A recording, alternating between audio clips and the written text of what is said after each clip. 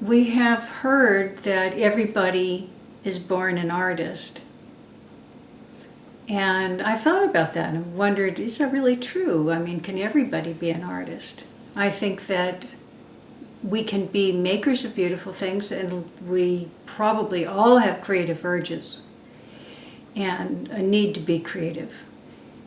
And I think that for what has brought me to the place of making paintings, watercolor paintings in my case, has been the result of a lot of opportunity and motivation. The opportunity started when I was very small, and my dad taught color theory at a junior college, and he showed us pigments and how they differed, how they mixed, where they came from. He was always interested in the history of pigments. And we went to art museums and we looked at how artists used pigments. Dad was an interior designer, so he was really interested in how color combinations went together.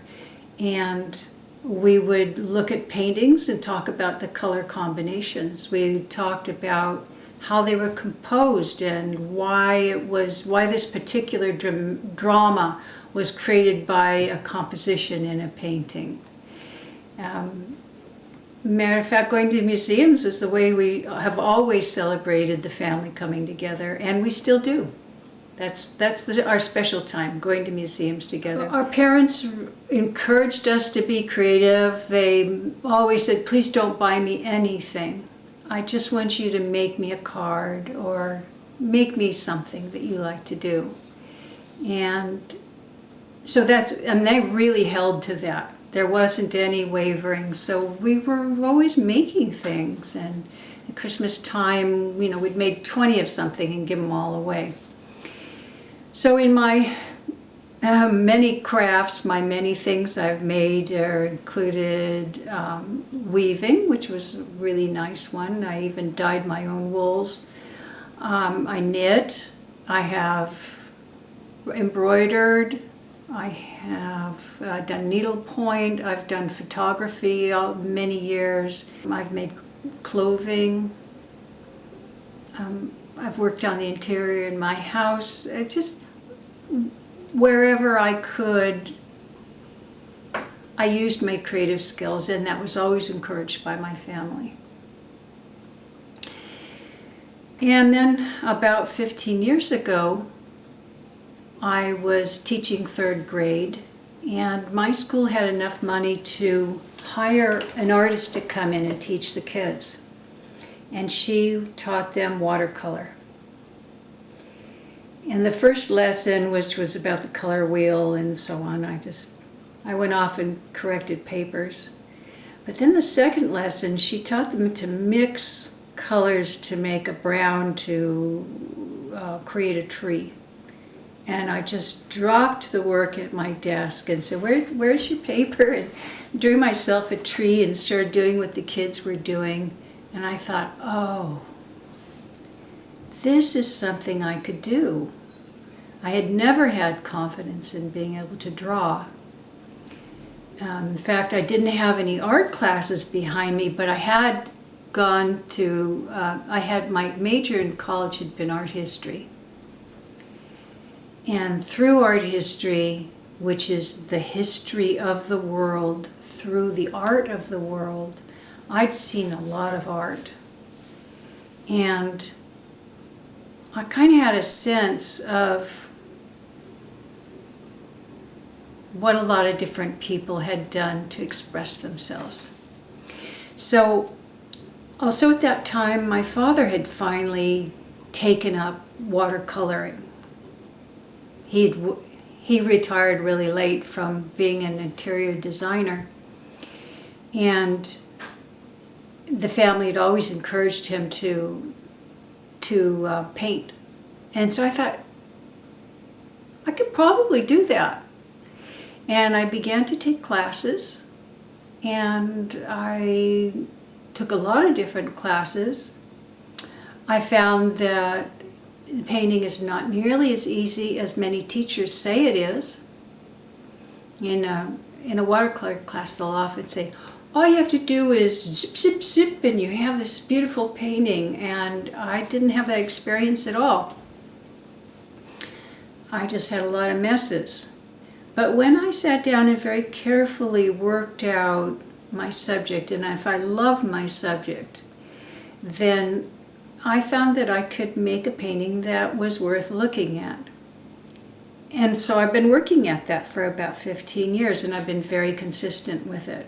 I find a lot of motivation to paint because it's something difficult to do, and I have some skill in it, and I can make some nice paintings, and it makes me feel like there's something I've accomplished in my life that is meaningful. And it's something I can share with my family and my friends, and that's very enjoyable. As I said, creativity was always held very high in my family. Some people say that they paint because they have to, or paint because they're passionate about painting. And neither of those statements would express what I feel.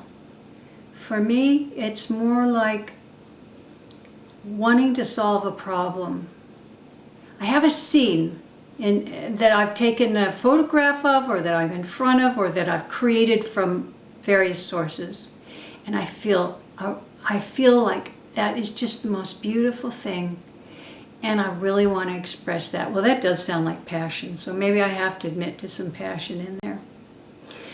But what keeps me going is the problem solving and the learning of skills, the remembering that in this situation, if you do this with the paint, or allow that to show, or put one of these in there, that it will work. It's like writing, actually. There's a lot of different little parts to the skill of painting that you have to remember and put them all in there and not make a mess, and then it works. But as I say, you have to have this overall, this bigger picture of really what you want to accomplish. And what I want to accomplish is to make a painting that makes people feel peaceful.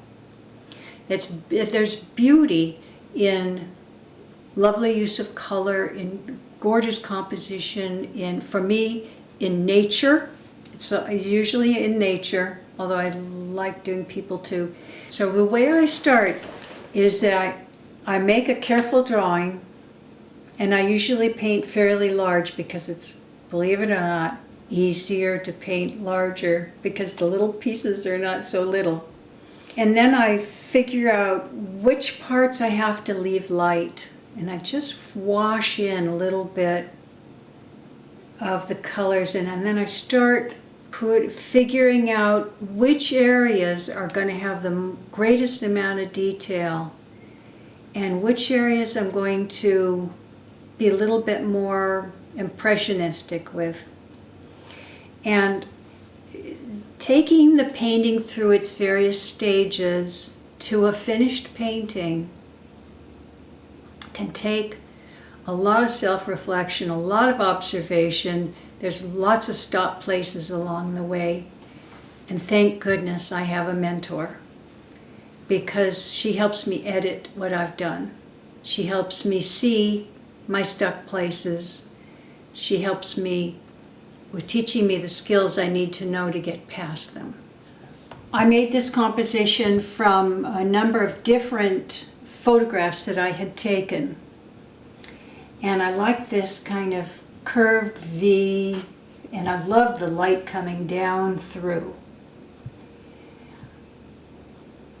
I was careful to preserve the light places, and I was careful to create movement through the riffle in the water. Remember, this is a two-dimensional piece of paper, and I am doing my best to create 3 dimensions here and a sense of liveliness.